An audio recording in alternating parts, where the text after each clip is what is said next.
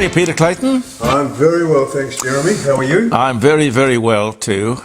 I'm Jeremy Cordeaux. Peter Clayton's behind the camera. Welcome to the Court of Public Opinion from the garage, where I hope you'll get a little taste for the sort of stuff we do and maybe join us on Friday and get more involved. By that I mean just make a phone call and have your say about what you will. Put in your 10 cents worth or your 2 cents worth. The programs are brought to you with the very best wishes of a couple of wonderful sponsors. See, in the world of, the real world, I mean, you can't do very much without sponsors, really good ones. And I'm blessed. I have the Rising Sun Inn, which is on Bridge Street at Kensington. It's built in 1845, lots of atmosphere. It's an inn, a pub with a beautiful bar, fantastic wine cellar, and a great menu. Great staff, make you feel very welcome and look after every one of your needs. All you got to do is to just say, well, next time I'm in town, I don't know where you're watching this, of course it could be absolutely anywhere. But if you're in town or coming to town, just make a visit to the Rising Sun Inn. That's the pub that has won the award for the best pub in South Australia. And you can see that certificate hanging up there in the bar.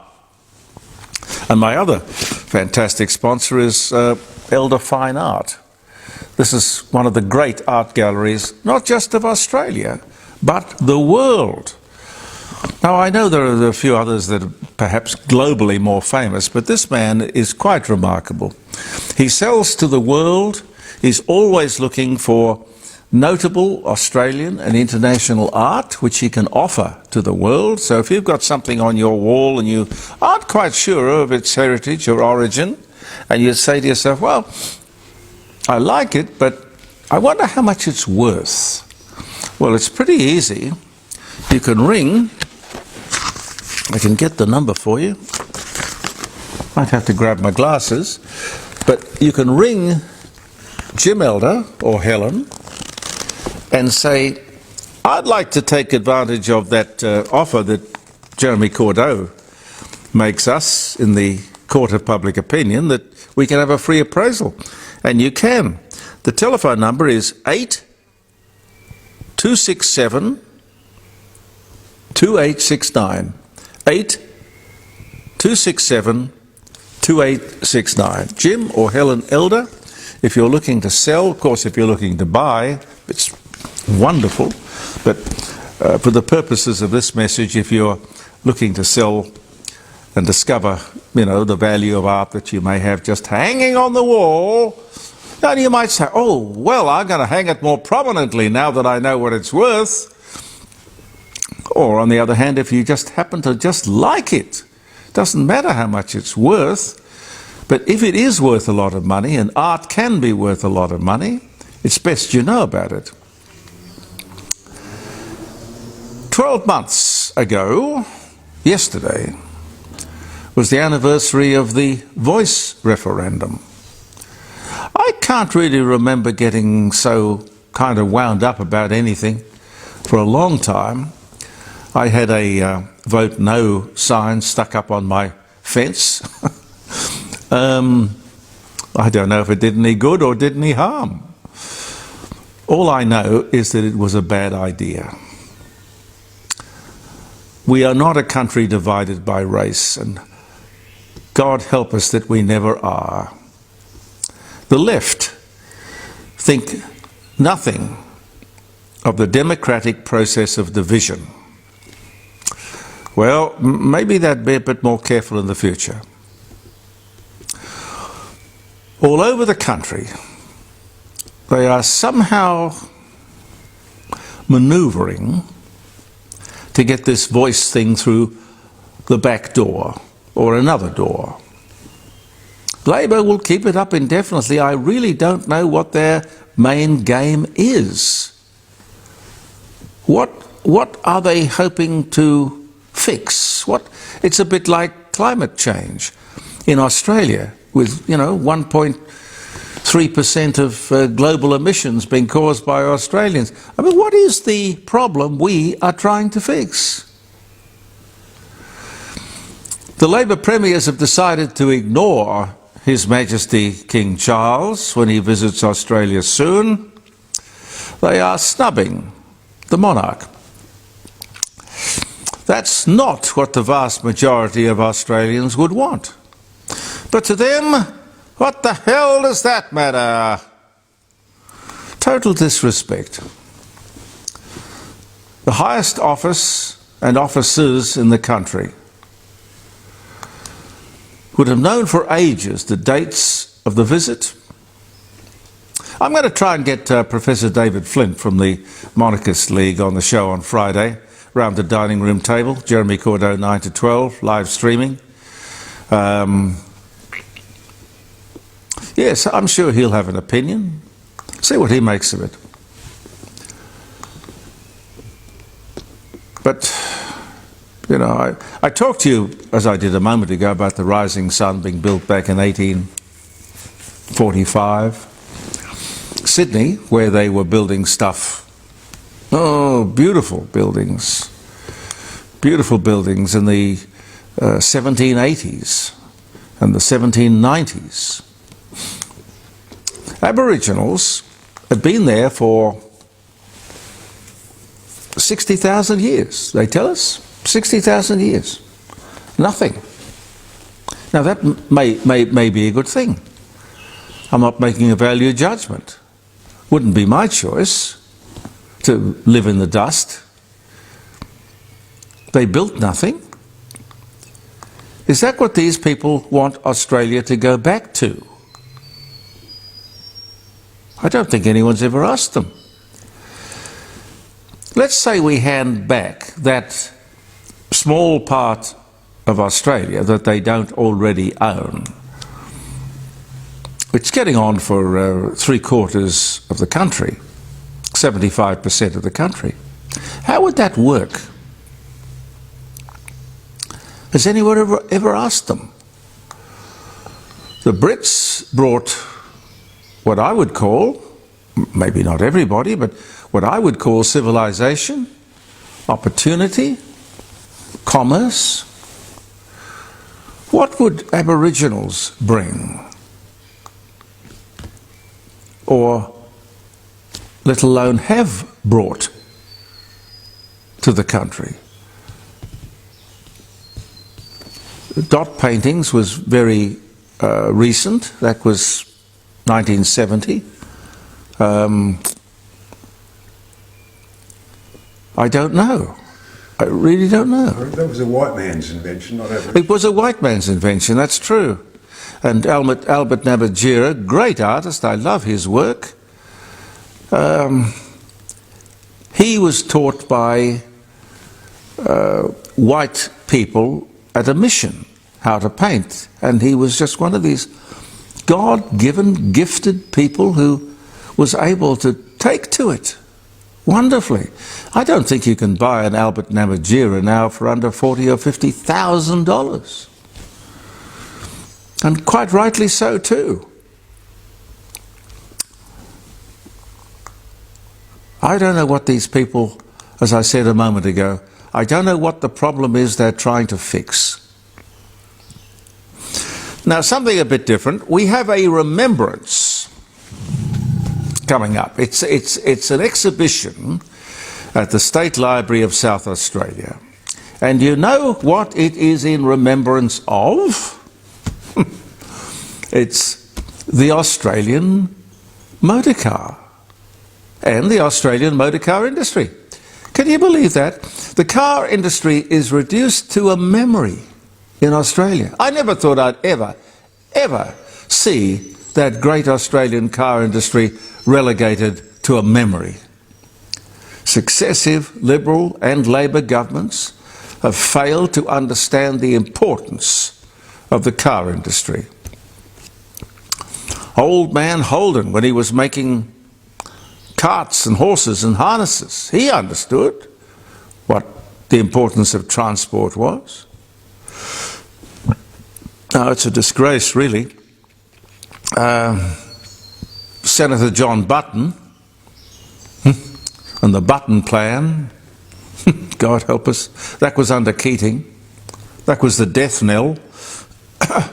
What the hell would this idiot know about the car industry? A left-wing socialist Labour guy from the 1950s, a member of the party when Whitlam and Labour sold out the workers of Australia. So, of course, the car industry was in their sights. You want to listen to it again, you can. It's simply, you just Google, go to Google and say, what can you tell me about the Lima Declaration? It'll tell you. That was a typical, we had to destroy the industry to save it. Yes. The Liberals were in office when the industry died. This was madness. But the grave was dug by Whitlam. You know, we made good cars in Australia. Successive governments failed to realise this and failed to protect the industry. It wasn't trendy to protect our industry. We did subsidise the car industry with taxpayers' money till the industry went out of existence. I'm from the government and I'm here to help you. Be careful if anyone ever says that to you. Thank you, Senator Button. Every car we made was far too expensive. It was Labour Party policy. The Button Plan, the trade union movement, it was the Liberals, the Labour Party incompetence over many years. Now we see China, one of the countries back in 1975 that Whitlam wanted to help. He signed the Lima Declaration, which committed us to divesting Australia's manufacturing industry in the interests of places like China, third world countries. This is back when China, of course, was a peasant economy. Now they describe themselves as emerging. They ain't emerging, they're a powerhouse, an economic military powerhouse, thanks to people like Gough Whitlam and Lance Barnard, his deputy. The Europeans are not so stupid. I see they've decided to impose a tariff of 45% on Chinese cars to protect the European car industry. America, a 100% car tariff to protect the American car industry. Absolutely right. But too many of those cars that are made in America, well, they're not made in America. Too many of those American cars are made, in fact, in China. I don't think Biden noticed that. Anyway, I think Trump is right. Everyone should look after himself.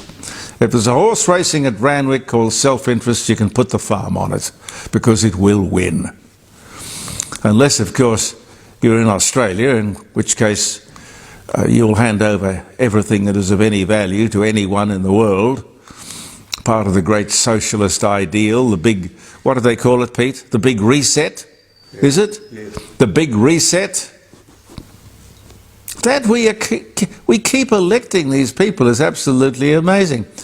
I don't know what the penalty for treason is these days, but if sacking hundreds of thousands of workers and losing our industrial base at the whim of a socialist prime minister, with the help of the trade union movement, if that isn't regarded as treason, I don't know what is. Look it up, Google it. What can you tell me about the Lima Declaration? And in brief, if you don't want to do it, it says in 1975, from memory, I've listened to it dozens of times. In 1975, the Whitlam government signed the United Nations, oh, you'd know that'd be in there, the United Nations Lima Declaration, through which the then Labour government, the then Labour Australian government, sold out, their words, the words on Google, sold out Australian industries and workers by specifically agreeing to transfer manufacturing to third world countries, supposedly to help them develop. And this same crowd now have the Australian-made future campaign. Have you heard about this? Whoa! The Australian-made future. Now, they either think we're stupid or we have an incredibly short memory. They cancel millions of Australian jobs in manufacturing, countless thousands of local businesses, and have the hide to pretend they are for the worker. 50 years ago, a Japanese car was code for cheap and nasty. Pete, do you remember when Mazda was the name of a light bulb? Yes. Mazda was a light bulb. Toyota persevered and has won a considerable slice of the Australian and global market. They outperformed expectations and have got pretty much, well, they've got the day won. The Japs lost the war and they won the peace. Like the Germans. No unions, just focus and purpose and national interest and determination. Why did we let this rubbish happen to us? Unions are supposed to help and support the worker. Whitlam and Labor sold out the Australian worker. How many times do I have to tell you?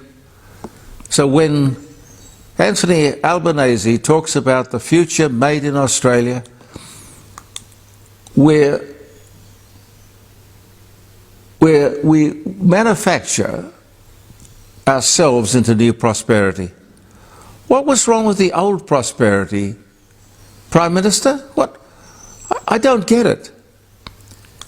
And we don't have a journalist in the pack old enough to actually stand up there and ask you the question. You must know this is a fraud. Doesn't he know? Care? Remember the Lima Declaration?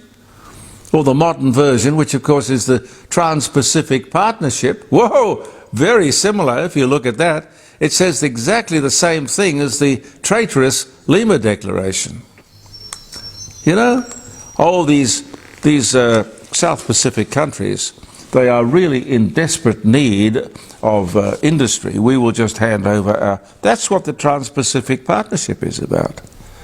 Please, look. The journalists, their job is to do exactly this. Their job is to question, analyse, cross-examine. But they don't have the smarts. They're not old enough to understand or know. I dropped my glasses. We got to go? I got to do some birthdays.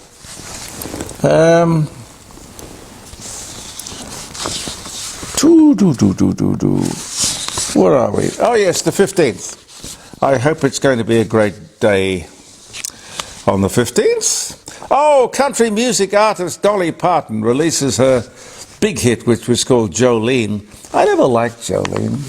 It kind of yelling. It wasn't country. I think it was an attempt to make some sort of crossover thing. Anyway, that was in 73. 1940 on this day, October the 15th, heavy German air raid on London, 400 killed. London's Waterloo Station was bombed by the German Luftwaffe. That was this day in 1940. Sarah Ferguson, English Duchess of York, born in London, England, on this day in 1959.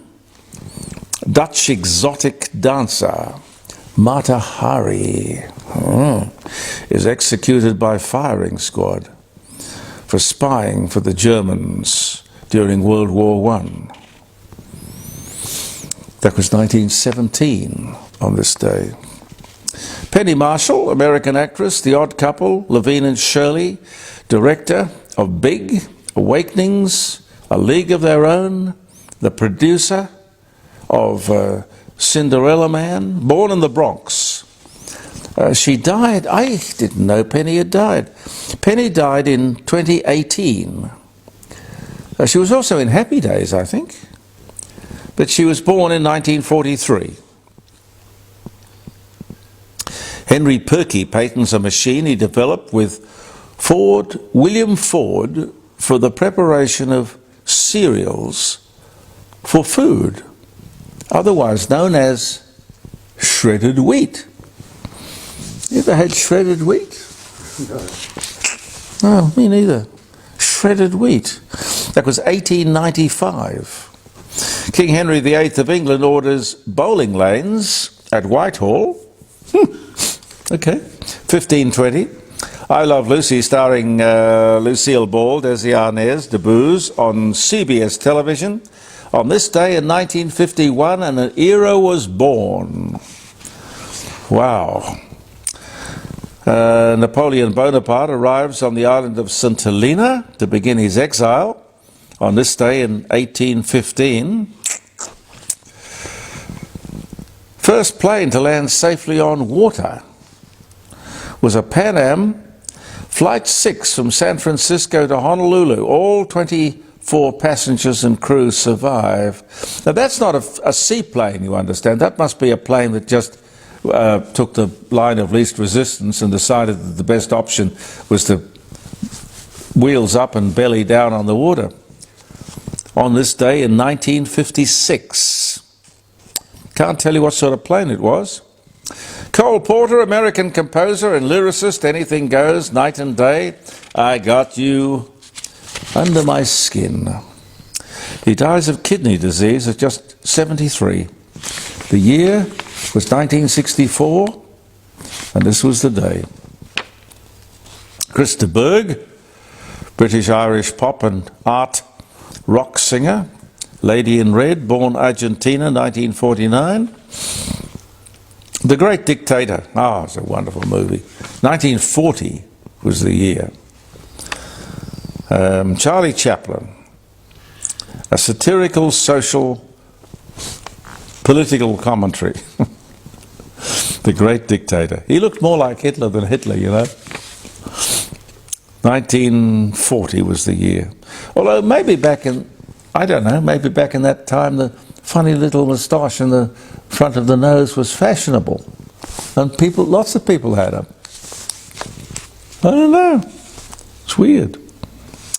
Nelson Mandela and the South African president, F.W. de Klerk, awarded the Nobel Peace Prize.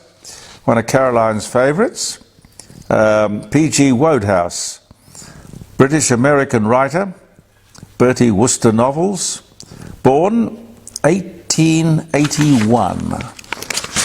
And he died, when did he die? Golly, 1975. That's a long life.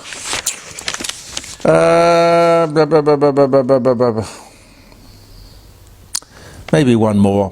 1885, Frank Hurley, Australian photographer. Ernest Shackleton's Imperial Trans-Antarctic Expedition. 1914 to 1916, the Australian Army, World War I, World War II. Born in Glebe, New South Wales. Died in 1962, but born this day in 1885. The great Frank Hurley. Oh, and The Untouchables, starring Robert Stack, premieres on US television on this day in 1959. Do you remember the day for any reason? I hope it's been a very happy day. Thank you very much for being with us in the Court of Public Opinion here in the garage. We'll be back tomorrow. And of course, don't forget Friday around the dining room table. Lots of interesting guests and stuff for 3 hours, live streaming. Say goodbye, Peter. Goodbye. Peter and I say goodbye, and we'll see you in the morning. Believe in yourself, and thank you for viewing the Court of Public Opinion.